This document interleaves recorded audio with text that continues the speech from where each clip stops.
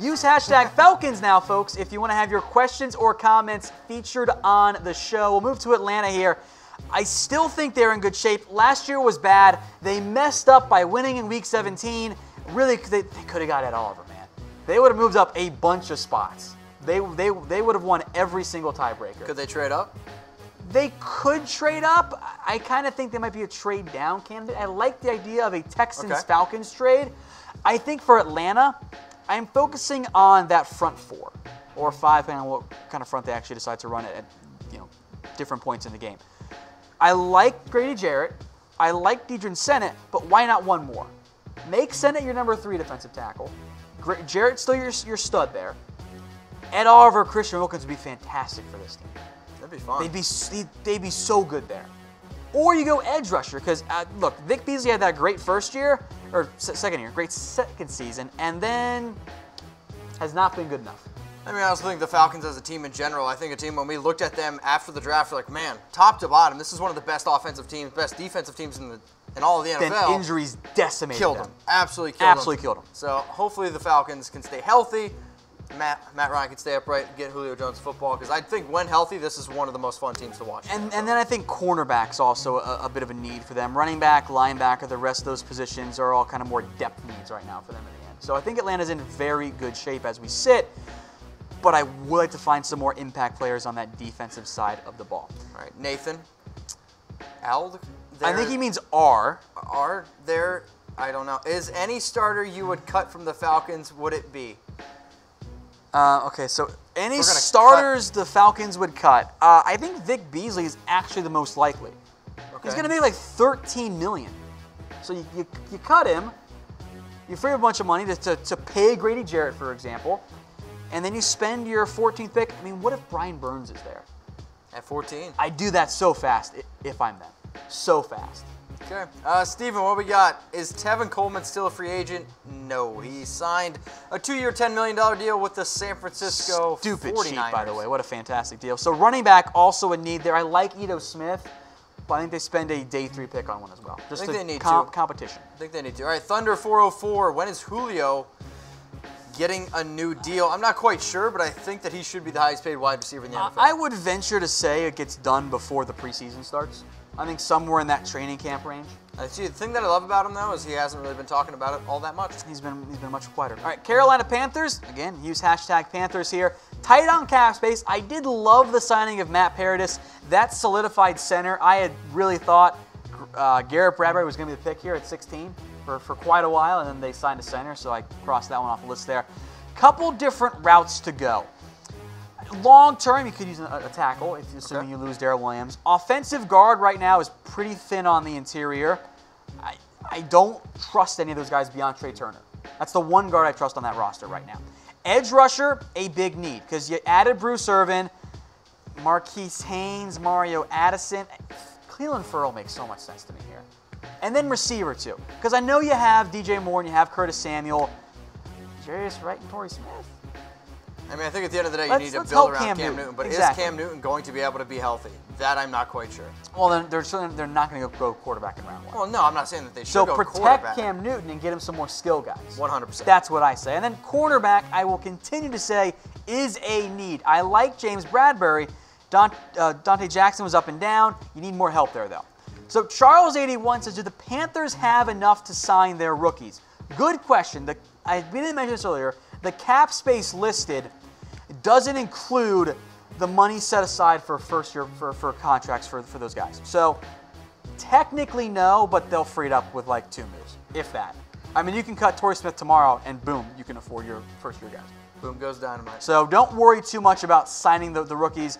Every NFL team will find a way to do that.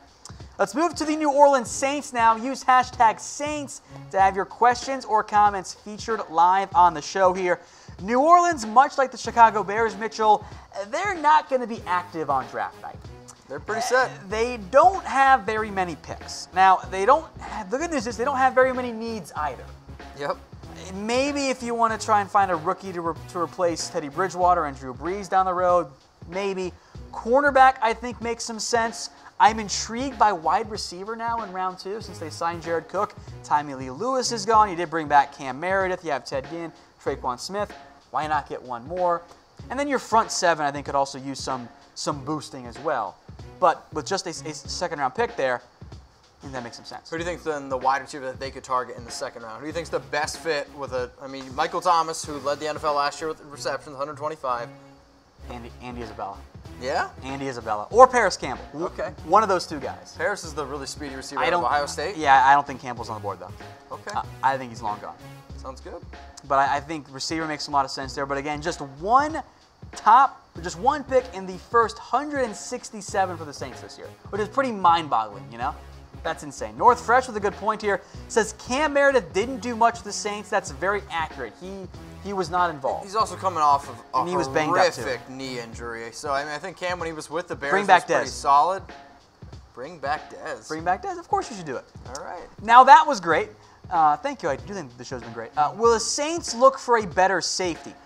I don't think you're going to find an upgrade over Von Bell and Marcus Williams right now. Both those guys were good for the Saints. Now, if you want a different number 3, that's where I think it makes some sense. The issue is, are you going to spend another second-round pick on the safety spot?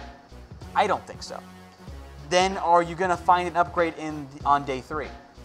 Probably not right away. So I don't think safety, which actually is my number 16 for the Saints, so just missed that top 5 graphic there. I do think safety makes some sense, though, in the end for the Saints. But it's going to be a later round depth pick, not an instant impact improvement guy. Okay. Let's move then to the Tampa Bay Bucs. Again, folks, use hashtag Bucs in the comments section to have your questions or comments featured live on the show. The Bucs are in an interesting spot. It's kind of a new regime here.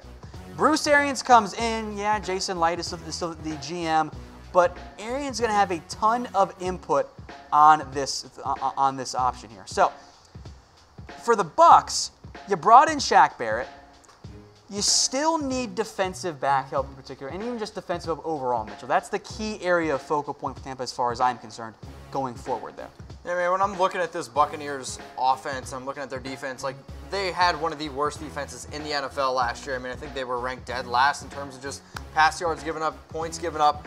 But I think when I look at their offense altogether, I mean, they were tied for first in the NFL with, I believe, passing yards. Now they're going to bring over, you're going to bring over Bruce Arians. You're going to toss the rock around with Jameis Winston, all these players. So I mean, the theme is obvious, right? Cornerback, linebacker, edge safety, go help out your defense right now, man. And I think a player that you could easily get it to is Ed Oliver. Like, I mean, the fact that Oliver visited with the Bucs today, and we know that Tampa Bay has been shopping, Gerald McCoy. I mean, at the end of the day, you're looking at all these other talented teams. You're looking at the Saints. What do they got? They got Drew Brees. You're looking at the Falcons. Who do they got? Matt Ryan. You're looking at Cam Newton. I mean, this is a division absolutely stacked with amazing quarterback play. So you need to be able to have a decent defense, or else you're going to get ripped apart like they do in every single game. And I'm sorry, but unfortunately, they're just not a very good defensive team. We know that Bruce Arians tends to like off-ball linebackers. I think if Devin White is on the board and Quinn Williams is not, I think Devin White's pick at 5, barring a trade back. Yeah, you've been saying that one for a while. I think that one would be a lot of fun with the Buccaneers, but I like Devin White. I don't know if I'd really want to see him go to Tampa Bay. King Keith, do you think Tampa drafts a quarterback late second round just in case Winston is having a bad year? I think they could definitely draft a quarterback, and it wouldn't surprise me at all if Winston's not eating up W's. Nice one. For the Bucs, I think Tyree Jackson very much fits the Bruce Arians mold. Like, I don't know about late round 2, maybe it's more round 3 or round 4. I think Tyree Jackson makes a lot of sense for them, just in terms of what Bruce Arians wants in his quarterback. Man, he wants a guy who's going to bomb it down the fairway. And is big. Okay. Like, he likes big, strong-arm quarterbacks. That's Tyree Jackson for you. Stephen Pryor says edge, DT, safety, linebacker. So a little bit different order there. If that's what the Bucs want to go, I'm not going to argue too much. Obviously, I had corner as a bigger need than he did, but those were 4 of my top 5 needs. Yep. And everyone's going to have a little bit different opinion there, so I'm not going to argue too much with saying, hey, go get an edge guy instead of a corner. That's fine with me. All right, speaking of corner, they're all big needs. Speaking of corner, Dan got the plan. Byron Murphy, question mark. I mean, he's not at 5. That's too rich for me. But if he slides into late round 1, maybe you go trade up for him.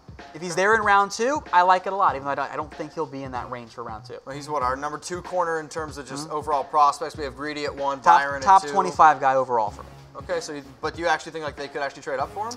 I would be kind of surprised if they went that route. Okay. They kind of have enough of the undersized corners that haven't quite panned out at this point.